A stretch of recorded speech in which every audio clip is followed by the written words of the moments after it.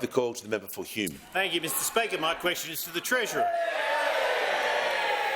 Mr Speaker, economist Chris Richardson said of the budget, "I had thought the Reserve Bank was done and dusted, but this has notably raised the chance that they will do another swing of the baseball bat." Why has the Treasurer brought down a budget which makes inflation worse? I give the call. Order. There is far too much noise on my left. If this continues, a general warning will be issued. The Treasurer has the call. Stand, Mr Speaker, while the Shadow Treasurer is so confused, because the fiscal discipline that we showed last night is completely unfamiliar, completely foreign to those opposite. You know, those opposite when they were in office, they left behind this bin fire of rorts and waste and economic mismanagement, which was the hallmark of their almost decade in office.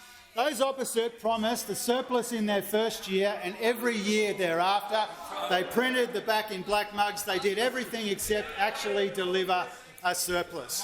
And now, in their humiliation, Mr Speaker, they get up here and they're asked these questions about the inflationary impact of the budget. I'll explain it one more time for the Shadow Treasurer, who has trouble getting his head around some pretty basic concepts in our economy.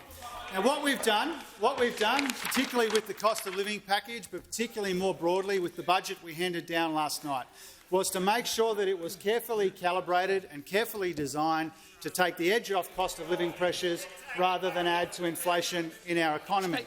And that's what guided the decisions in the cost of living package, guided our decisions in the growth package, and guided our decisions when it came to the fiscal responsibility that we showed in the budget. Now, if those opposite want to quote economists, Mr Speaker, Bill Evans from Westpac, very respected economist, said, and I quote, "I don't expect them to put upward pressure on interest rates." Alan Oster said he thinks the budget is broadly neutral over the coming years.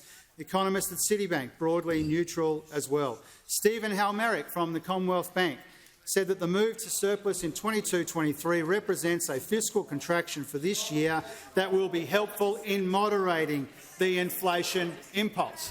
And when it comes to the spending in the year after, Mr Speaker, when it comes to the spending in the year after, a big chunk of the spending that we had to do in 23-24 is because those opposite announced ongoing programs but only funded them in a temporary way. And so we had to clean up the mess. Mr Speaker. Those opposite left a steaming pile of fiscal irresponsibility, and we had to clean it up, Mr Speaker. We take responsibility for doing that. We made progress in a budget last night which will take the pressure off inflation rather than add to it. That is the considered view of the Treasury. That is the considered view of a number of economists, including those that I just quoted, and those opposite are going to have to do much better than that.